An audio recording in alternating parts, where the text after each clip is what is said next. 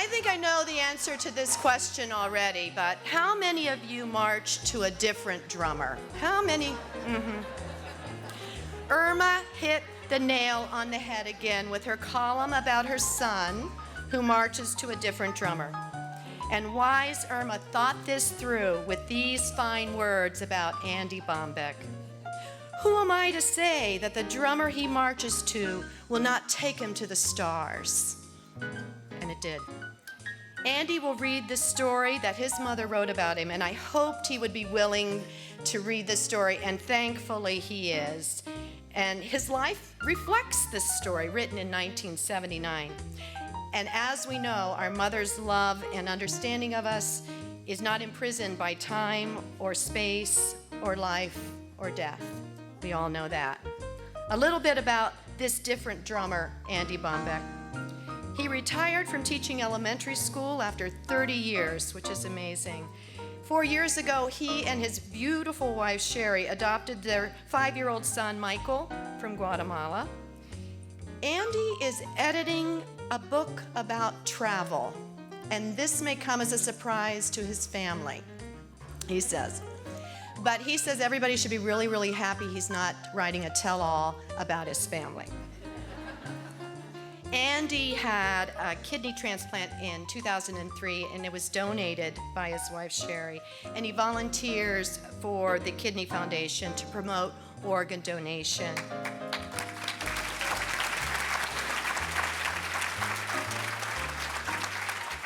He made a recent trip to Antarctica, and he said he is the only person ever to be pickpocketed on a trip to Antarctica. Maybe he'll tell you about that. His leisure activities include playing bingo with his son, Michael. But Andy is very sad to report, and we may want to take a moment to say that the ants in Michael's ant farm are all dying. I'm sorry. And may Andy know how much we appreciate his and all of the Bombeck's participation in this Reader's Theater. And hasn't it been delightful to hear them read their mother's stories and Bill's wife's stories? Ladies and gentlemen, I give you that different drummer, Andy Bombeck.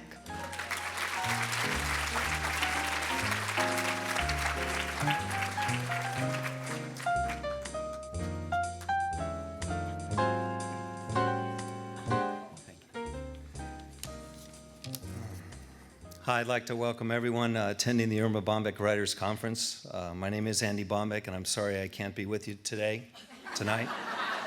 It's a reference to my brother. I'm sitting somewhere in the south of France wishing I was in Dayton, Ohio.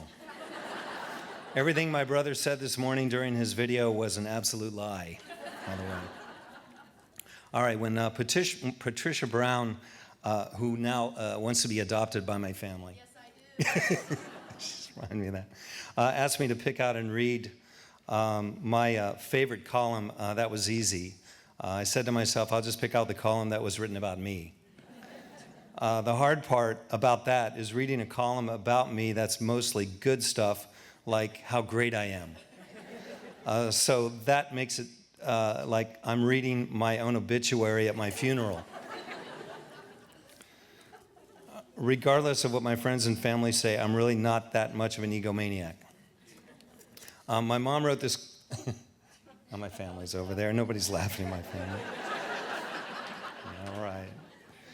So my mom wrote this column in 1979. I was 24 years old, and I was teaching 5th grade at the time.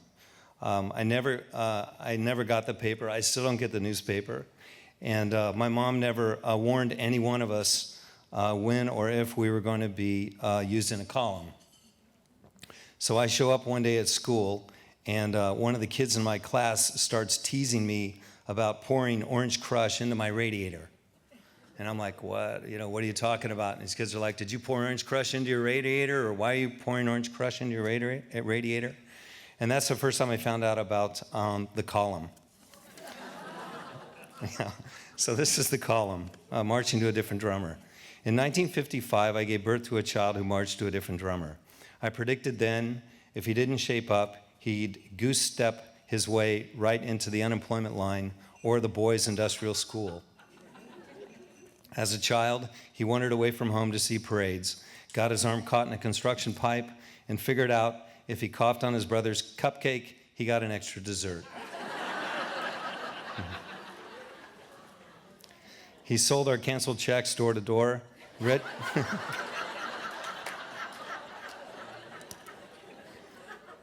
registered us for a free ham and a visit from an encyclopedia salesman, made the first overseas phone call by direct dialing from a private home without directory assistance, and made history by catching a broken leg at camp.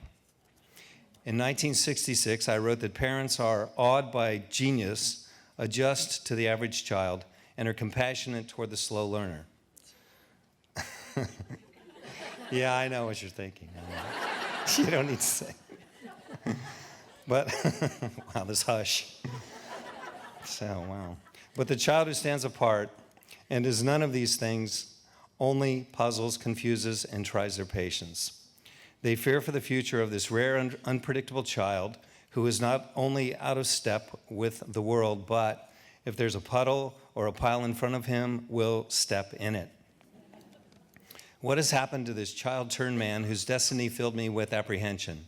He lost his billfold in the Grand Canyon, but the trip back to look for it was worth it. He forgot birthdays, but when he remembered, the gifts were warm and personal and melted your heart.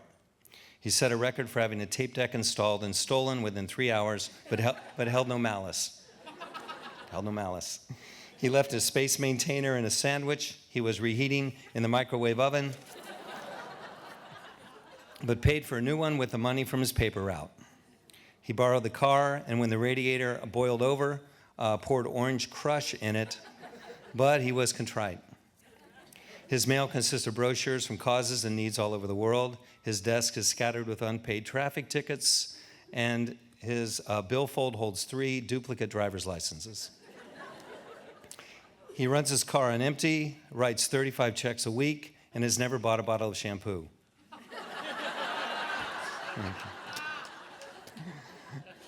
I've never heard him say, "I'm too busy to talk to you," never heard him complain.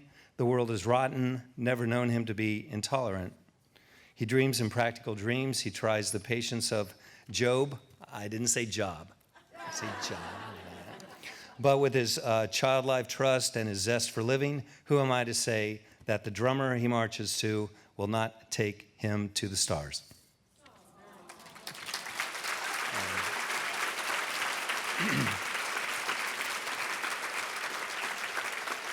Thank you. Now I just want to quickly clarify that I never did pour orange crush into my radiator, but I poured orange crush into my car battery.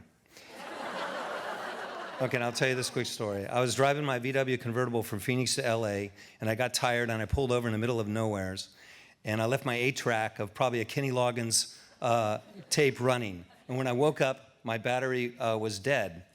So I thought I remembered hearing somewhere that adding carbonated water into a car battery would work. So I grabbed a couple orange crush that were sitting in the back seat. I found the battery, which in a Volkswagen is not easy, it's under the seat. I poured it in, that didn't work. So then I hitchhiked to the closest gas station I have down here. Kids don't hitchhike. Any kids in here? Anyhow, there are no kids in here, are they? Well, we've got the only kid in here, don't we? Oh, my son's not here now, so anyways. So I hitchhiked to the nearest gas station in the middle of nowheres, and for $60, we drove back to my VW, and we towed it to the station. Once we got to the station, he tried recharging the battery. That was when clouds of smoke started pouring out of the battery. And I was the only one in that small station that day that could smell the orange crush. Smoke was pouring out of this battery. We're all standing there looking at it. And when the owner this guy asked me at the station, he goes, "Did you pour anything in there?" I said, "No, I don't think so."